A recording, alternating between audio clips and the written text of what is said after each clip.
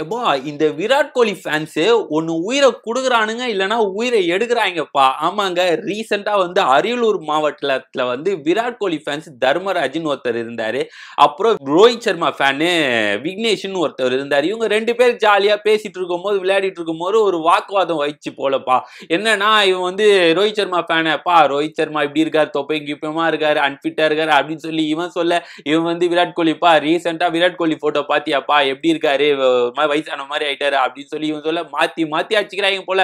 இவன் உடனே விராட் கோலி கிட்ட கப்பு இருக்கா அது இருக்கான்னு சொல்லியிருக்கான். இவன் வந்து ரோஹித் சர்மா கிட்ட ஏகப்பட்டு கப்பு இருக்கு அது இருக்குன்ற மாதிரி சொல்லி ரொம்ப வாக்குவாதம் போயிடுச்சு போல.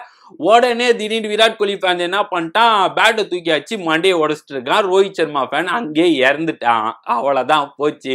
உடனே என்ன பண்ணாங்கன்னா இவனே போய் சரண்டர் ஆயிட்டான் போலீஸ் ஸ்டேஷன்ல. இந்த மாதிரி நான் விராட் கோலி ரோஹித் சர்மா ஃபேன் அடிச்சிட்டேன், அவன் அங்கேயே இறந்துட்டான் அப்படின்னு சொல்லி. எதனாலப்பா அப்படின்னா இந்த மாதிரி விராட் திட்டான் அப்படின்னு சொல்லி. எடா இதுக்கெல்லாமாடா இது பண்ணுவ அப்படின்னு சொல்லி போலீஸ் ஸ்டேஷன்ல சம்மடி ஆச்சு. 25,000 அபதாரமும் கொடுத்துட்டு ஆயுள் தண்டனை கொடுத்துட்டாங்க இவனுக்கு அப்படின்னு சொல்லி போட்டுட்டாங்க. எப்பா என்னடா இப்படி இல்லாமடா சாவடிப்ப அப்படின்னு சொல்லி வந்து சோசியல் மீடியால இவரை பயங்கரமா கிண்டல் பண்ண ஆரம்பிச்சிட்டாங்கப்பா. நீ பயப்படவே பயப்படாதப்பா, விராட் கோலி வந்து கண்டிப்பா உன்னை வந்து ஜாமீன் எடுத்துருவான், பயப்படவே பயப்படாத, நீ பாட்டுன்னு போயிடு உள்ள, விராட் கோலி இது தெரிஞ்சோடனே உனக்கு ஜாமீன் கன்ஃபார்ம் அப்படின்ற மாதிரி கிண்டல் பண்ணிட்டு இருக்காங்க.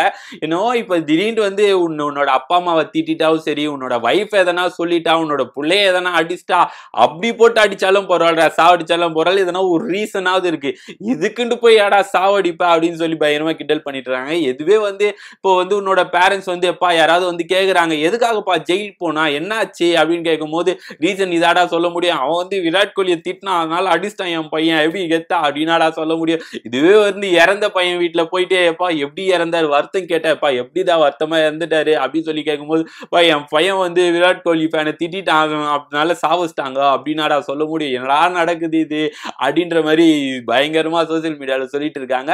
இதெல்லாம் வந்து இந்த மாதிரி நியூஸ்லாம் நம்ம இந்த நார்த் சைட்ல தான் கேள்விப்பட்டிருக்கோம். வடகான்ஸ் இந்த மாதிரி பண்ணிட்டாங்க, போட்டு விராட் ஃபேன் அடிச்சிட்டாங்க, ரோஹித் ஃபேன் டோனி ஃபேன் அடிச்சிட்டாங்க அப்படின்ற மாதிரி தான் கேட்டுப்போம். ஆனா வந்து இந்த மாதிரி தமிழ்நாட்டுல கேட்கறது வந்து ரொம்ப வருத்தமா இருக்கு இந்த மாதிரி நியூஸ் எல்லாம் பார்க்கவே.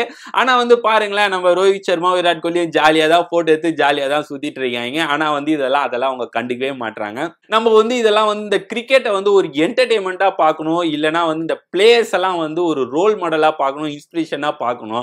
ரோஹித் சர்மாலாம் வந்து சின்ன வயசுல எவ்வளவு கஷ்டப்பட்டிருப்பாரு, சாப்பாடுக்கே கஷ்டப்பட்டிருப்பாரு. ஆனா இப்ப எப்படி இருக்காரு பாருங்க. விராட் கோலி எல்லாம் அப்பெல்லாம் ஸ்டார்டிங் இங்கிலீஷே பேச தெரியாது, ஆனா இப்பெல்லாம் இதை பாருங்க எப்படி இருக்காங்க. அதெல்லாம் தான் நம்ம வந்து ஒரு இன்ஸ்பிரேஷனா எடுத்து அந்த மாதிரி போனோம்.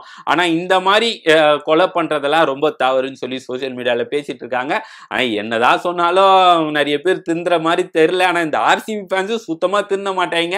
இந்த மாதிரி சண்டை நடக்கும் தான். அந்த ரீசெண்டா இந்த வருஷம்லாம் வந்து சிஎஸ்கே ஃபேன்ஸ் ஆர்சிபி ஃபேன்ஸ் எல்லாம் அச்சிக்காததா அப்பா வாயில். ஆனா எல்லாமே வாயில தான் பயங்கரமா வாயில திட்டின்னு பயங்கரமா சண்டை போட்டுதான். ஆனா வந்து இந்த மாதிரி கொலைலாம் நடக்கல, ஒரு என்டர்டெயின்மெண்டா ஜாலியா போதா அவ்வளவுதான். மற்றபடி இந்த மாதிரி போதெல்லாம் ரொம்ப தவறு.